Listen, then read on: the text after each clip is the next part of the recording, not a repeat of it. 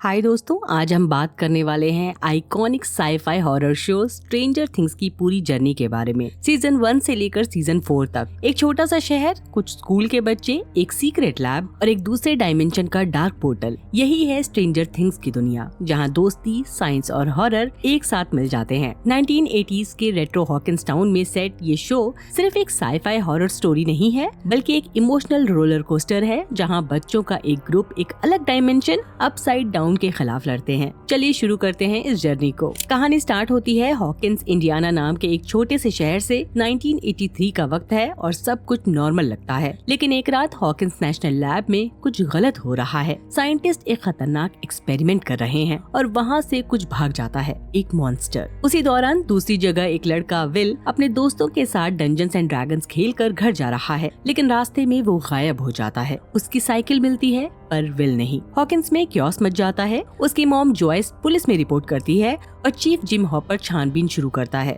Joyce को लगता है विल अब भी जिंदा है, क्योंकि उसके घर में लाइट्स फ्लैश करने लगती हैं, जैसे कोई मैसेज दे रहा हो। लोग उसे पागल समझने लगते हैं, लेकिन जॉयस को पूरा यकीन है विल कहीं और है। उधर विल के दोस्त माइक, डस्टिन और लूकस खुद उसे ढूंढने निकलते हैं। जंगल में उन्हें मिलती है एक वियर्ड लड़की 11। उसके सिर पर बाल नहीं है और वो ज्यादा बात भी नहीं करती। धीरे धीरे इन्हें पता चलता है कि 11 के पास टेलीकिनेटिक पावर्स हैं, मतलब वो अपने दिमाग से चीजें हिला सकती है। माइक उसे अपने बेसमेंट में छुपा देता है। 11 अपने दोस्तों को बताती है कि लैब में सब मेन साइंटिस्ट को पापा कहकर बुलाते थे और वही उस पर एक्सपेरिमेंट करता था। उसके एक्सपेरिमेंट के दौरान ही एक अपसाइड डाउन नाम की अंधेरी दुनिया खुल गई। तभी पैरेलल में विल की माँ जॉयस अपने घर में स्ट्रेंज चीजें नोटिस करती है। लाइट्स अपने आप ब्लिंक कर रही हैं, दीवार से आवाज आ रही है और जॉयस को फील होता है कि विल अब भी जिंदा है, एक दूसरे डायमेंशन में। ये डायमेंशन है द अपसाइड डाउन, एक क्रीपी अंधेरी उल्टी दुनिया जहाँ एक मॉन्स्टर रहता है, डेमोगॉर्गन। पुलिस चीफ हॉपर इन्वेस्टिगेशन में लग जाता है और पता लगाता है कि ये सब कुछ हॉकिंस नेशनल लैब से कनेक्टेड है, जहाँ साइंटिस्ट सीक्रेटली एक्सपेरिमेंट्स कर रहे थे। आखिर में 11 अपनी पावर्स यूज करके डेमोगॉर्गन से फाइट करती है और उसे डिस्ट्रॉय कर देती है, लेकिन फाइट के बाद वो गायब हो जाती है। विल अपसाइड डाउन से वापस आ जाता है। सब खुश हैं, पर एक ट्विस्ट, विल अब नॉर्मल नहीं है। वो सिंक में एक वियर्ड सा स्लग वॉमिट करता है, मतलब अपसाइड डाउन का इफेक्ट अभी खत्म नहीं हुआ।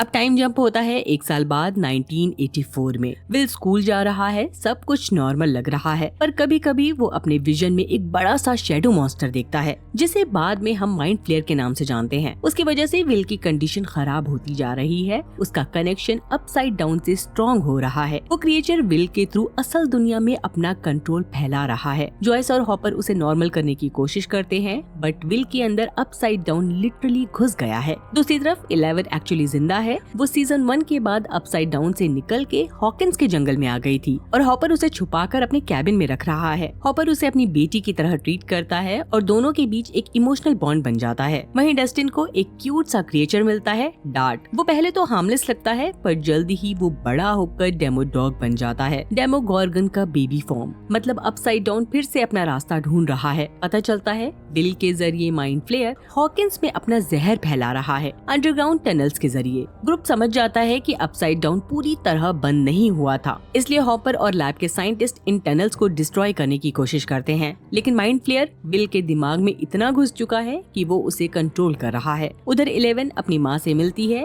और एक और लैब सब्जेक्ट काली से भी। काली उसकी बहन है, जिसमें साइकिक इल्यूजन पावर्स हैं। काली 11 को सिखाती है कि अपनी पावर्स इमोशंस के थ्रू कंट्रोल करनी होती हैं। वो चाहती है 11 उसके साथ रहे, पर 11 रियलाइज करती है कि उसकी असली फैमिली हॉकिंस में ही है। इसके बाद सब मिलकर माइंड फ्लेयर के डेमोडॉग से लड़ते हैं। 11 लैब जाकर हॉपर की हेल्प करने की कोशिश करती है और अपसाइड डाउन का गेट बंद हो जाता है। विल फ्री हो जाता है, हॉकिंस अब सेफ है। इन सब परेशानियों के बाद स्कूल में डांस होता है, स्नोबॉल, जहां माइक और 11 फाइनली एक क्यूट सा डांस करते हैं। पता चलता है अपसाइड डाउन में माइंड फ्लेयर अब भी जिंदा है। वो हॉकिंस मिडिल स्कूल के ऊपर दिखाई देता है। फिर से एक साल बीत गया है। हॉकिंस शहर में सब कुछ नॉर्मल लग रहा है, गर्मियां हैं, सब लोग स्टार कोर्ट मॉल में चिल कर रहे हैं। माइक और 11 अब ऑफिशियली कपल बन चुके हैं। डस्टिन समर कैंप से वापस आता है। लूकस और मैक्स एक साथ हैं और सबको लगता है कि हॉकिंस के नाइटमेयर खत्म हो गए, लेकिन उसके नीचे अभी भी खतरा बना हुआ है। वहीं रशियन लैब के कुछ साइंटिस्ट एक मशीन से अपसाइड डाउन का गेट दोबारा खोलने की कोशिश कर रहे हैं। एक्सपेरिमेंट फेल होता है, पर कुछ महीने बाद रशियंस अपनी फैसिलिटी हॉकिंस के नीचे यानी स्टार कोर्ट मॉल के नीचे सेट कर लेते हैं, शहर के बिल्कुल नीचे। विल अब भी अपसाइड डाउन का कनेक्शन फील करता है। उसके गूज़बम्प्स उसे वार्निंग देते हैं जब भी माइंड फ्लेयर आसपास होता है। यानी अब माइंड फ्लेयर असल दुनिया में एक नया फॉर्म ले रहा है, फ्लैश मॉन्स्टर, जो हॉकिंस के लोगों की बॉडीज को कंट्रोल करता है। उधर डस्टिन अपने रेडियो सेटअप से एक वियर्ड रशियन कोड सुनता है। वो अपनी गर्लफ्रेंड सूजी को कॉल करता है और अपने दोस्तों के साथ मिलकर ये कोड डिकोड करने लगता है। डस्टिन, स्टीव और नई कैरेक्टर रॉबिन मॉल में काम करते हुए रशियन सीक्रेट लैब का राज खोज निकालते हैं। इनके साथ लूकस की बहन एरिका भी ज्वाइन करती है और ये छोटी सी टीम सीक्रेटली मॉल के नीचे जाकर रशियंस के एक्सपेरिमेंट का सच देख लेती है। दूसरी तरफ माइक और 11 के रिश्ते में थोड़ा ड्रामा होता है, क्योंकि हॉपर नहीं चाहता माइक 11 के करीब आए, जबकि हॉपर अपनी लाइफ में जॉयस के थोड़ा करीब आने लगता है। पर दोनों एक मिस्ट्री सॉल्व करते हुए रशियन कॉन्स्पिरेसी तक पहुंच जाते हैं। मेन ट्विस्ट, माइंड फ्लेयर अब रियल वर्ल्ड में अपना फॉर्म बना चुका है। उसने बिली यानी मैक्स के भाई को अपने कंट्रोल में ले लिया है, जिस वजह से बिली माइंड फ्लेयर का पपेट बन जाता है और हॉकिंस के लोगों को इन्फेक्ट करना शुरू कर देता है।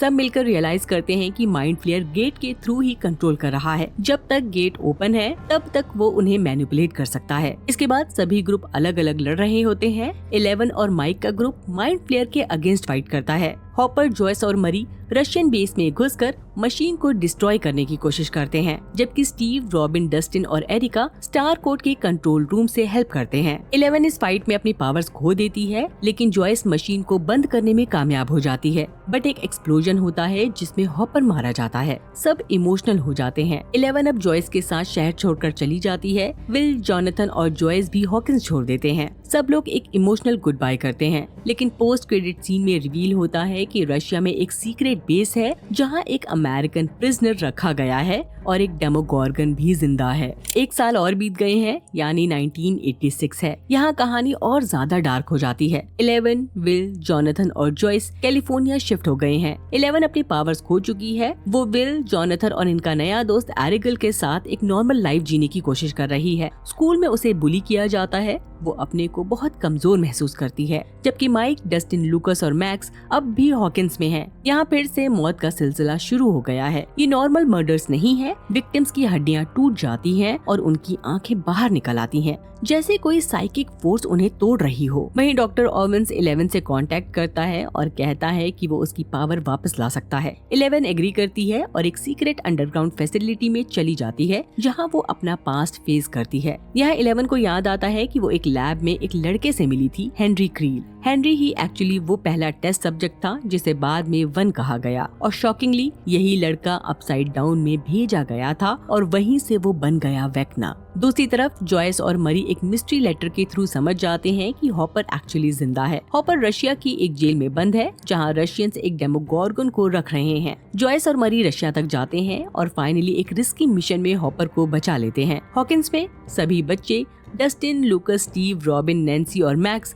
वेक्ना के खिलाफ प्लान बनाते हैं। उन्हें पता चलता है कि वेक्ना जब किसी को मार रहा होता है तब वो अपसाइड डाउन में फिजिकली वीक हो जाता है। तो प्लान सिंपल है। 11 उसके माइंड में जाकर उसे डिस्ट्रैक्ट करेगी, मैक्स उसका चारा बनेगी, बाकी सब लोग अपसाइड डाउन में जाकर वेक्ना की बॉडी पर अटैक करेंगे। पर बैटल के दौरान सब कुछ प्लान के मुताबिक नहीं होता। वेक्ना मैक्स पर अटैक कर देता है, उसकी हड्डियां टूट जाती हैं और वो कोमा में चली जाती है। 11 उसे ठीक तो कर देती है, लेकिन मैक्स टेक्निकली मर चुकी है कुछ सेकंड्स के लिए, और इसी वजह से वेक्ना का प्लान पूरा हो जाता है। अपसाइड डाउन और रियल वर्ल्ड के बीच एक बड़ा गेट खुल जाता है, हॉकिंस के बीचों बीच। यानी हॉकिंस लिटरली 2 हिस्सों में बट गया है। सीजन के आखिर में हॉपर फाइनली वापस आ जाता है और 11 से मिलता है। मैक्स अभी भी हॉस्पिटल में कोमा में पड़ी है। 11 उसके माइंड में जाकर उसे वापस लाने की कोशिश करती है, पर कुछ भी हासिल नहीं होता, सिर्फ अंधेरा मिलता है। हॉकिंस ऑलमोस्ट आधा बर्बाद हो चुका है। सब लोग एक पहाड़ी पर खड़े हैं, आसमान से काले बादल गिरते हैं। ये कहें कि राग की तरह कुछ गिरता है। अपसाइड डाउन अब हॉकिंस की दुनिया में घुस चुका है, यानी वॉर अब ऑफिशियली शुरू हो चुकी है।